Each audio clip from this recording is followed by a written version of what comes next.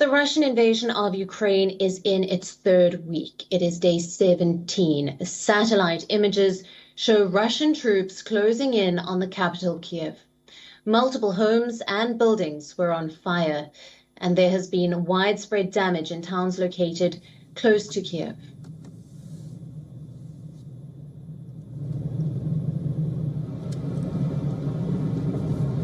On entering Kyiv. Entering Kyiv. Kyiv entrance. They want to enter Kyiv. I'm at the outskirts of Brovary on the highway that goes towards Kyiv. Brovary is in the northeast of the capital city of Kyiv. This the city goes onwards towards Chernihiv and joins with the Belarusian border. This is the same place where a Russian column was destroyed yesterday by the Ukrainian military. Now, this is the safest point because beyond this, they say that there are concerns with regards to journalist safety as well. There are plenty of journalists who are around, and trenches have been built up in front of me. We're not allowed to pan that side. We're not allowed to show that side. But trenches have been built up, and there are Ukrainian defense forces, the volunteer forces that are here. They say that they are vowing to defend every inch of their land. As I talk to you, we can still hear shelling being done in the distance, and this shelling, it continues on and off, pretty much on and off. We've been speaking to soldiers over here, and they say that they have captured a couple of Russian soldiers as well yesterday, and that they would continue to repel any move or any agitation from the Russian side, given the resources that they have. Anas Malik in the outskirts of Brovary in Ukraine for WION World is One.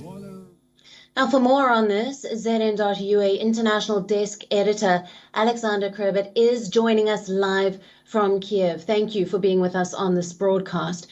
What are the latest updates that you have from Kyiv? We are getting reports that the attacks have been intensifying as the Russian troops seem to be edging closer to the city. Yeah, so yesterday was quite easy day, let's say, according to the last 17 days. But since the 2 o'clock in the night and still it's ongoing, everything is like more shellings, more bombings, and more so sound of explosions. I live like 7 kilometers away from the main battlefield in the town of Refrain. So I hear all of those things happening. But yeah, we see the Russians, they are trying to regroup and trying to make different moves to change the tactics. But Ukrainian army is repelling those attacks. So when I heard like previous guest on your show said he doesn't see the chance for Russians to seize the Kyiv. So as well as I do, I don't see any chance for Russians to see the Kyiv because Ukrainian army is like repelling those attacks. Right. What is the situation in terms of the evacuation of the civilians? In some places, evacuation is ongoing, and especially from Kyiv. So there are a lot of buses going further towards the western parts of Ukraine. Also from the train stations, from the central station and from the Darnitsa station. It's on the western part of the city, in the other bank of the river. So the Ukrainian railway service is announcing these evacuation trains towards any direction they can evacuate the people. It's much worse situation from the Kharkiv, for example, or from the Mariupol, which was shelling from all over the sides, and Russian trying to encircle it. It still keeps on bombing and shelling the city. So everybody saw those pictures and footages of the maternity house was shelled with the women and the pregnant women and the women with just newborn babies over there. So it's much harder to evacuate from there. But talking to those people, like texting to those people, because talking is almost impossible because there is no connection. But a Ukrainian government tries to evacuate as much as people as it can. So, and according to for today, and so far, 21 million Ukrainians are displaced right now for these last 2 weeks. Wow. Alexander, as you've touched on there, the Russian troops' tactics so far has been to surround the big cities, cutting them off from the rest of Ukraine and humanitarian aid.